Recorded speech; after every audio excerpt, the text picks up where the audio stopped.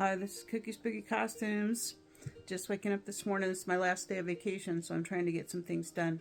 I want to give you a few tips on fur. And the first one I'm going to say is that fur is like yarn with lots. So your color can vary greatly between buying the same fur, which I'll show you. This is the same color, same company, or supposedly the same color, but look at the difference.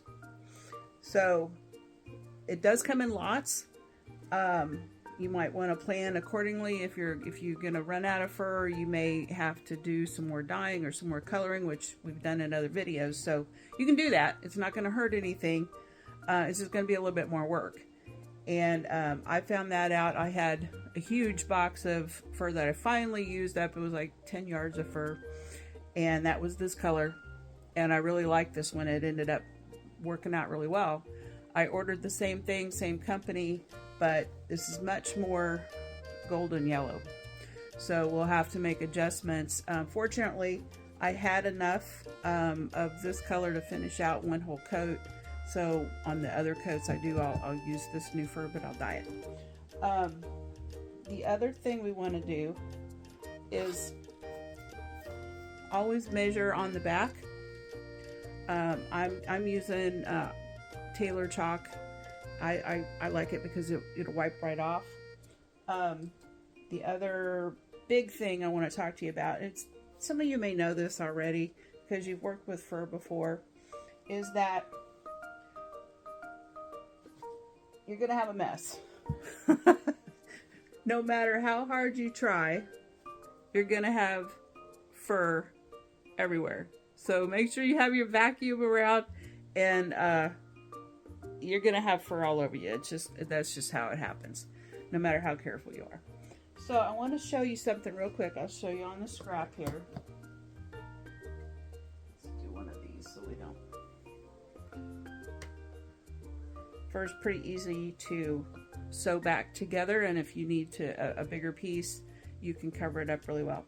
Okay, so number one, do not use your really nice sewing scissors on cutting fur. It'll dull them up.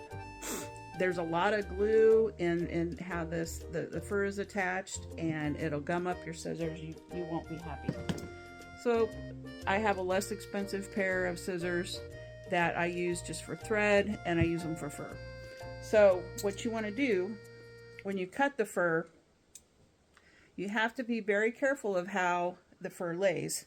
So if I want this fur to be down on my garment, I want to make sure that I have it laying the right way.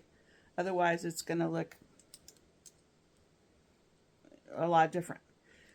So let's pretend I'm going to put this piece on the garment I'm making, and I want to cut this serge edge off. So you want to be very careful. You want to go up underneath the fur, and you can feel it with your scissors. You want to make sure that your scissors are tucked up underneath that first layer of fabric, and be very careful to cut. That will leave your long fur, see the edge there? Otherwise you're going to be very boxy with your fur. It's not going to look quite right. The other thing you want to do with fur is you can actually, once you sew it,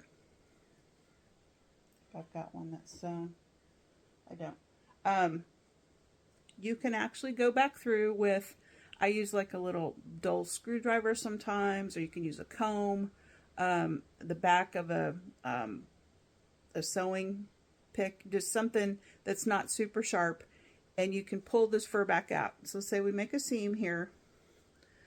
We've got the fur that gets trapped in the seam. So you can pull it back out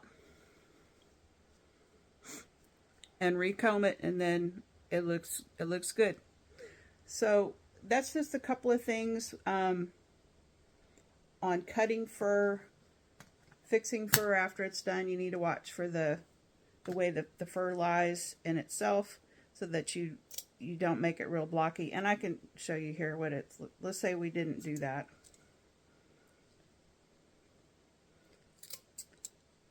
See what we get. We get that little, instead of our pretty edge. So that's it for right now. I'm just going to work today. I might do something else later today, but we'll see how it goes.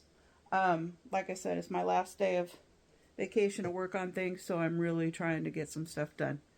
I'll see you later. Bye-bye.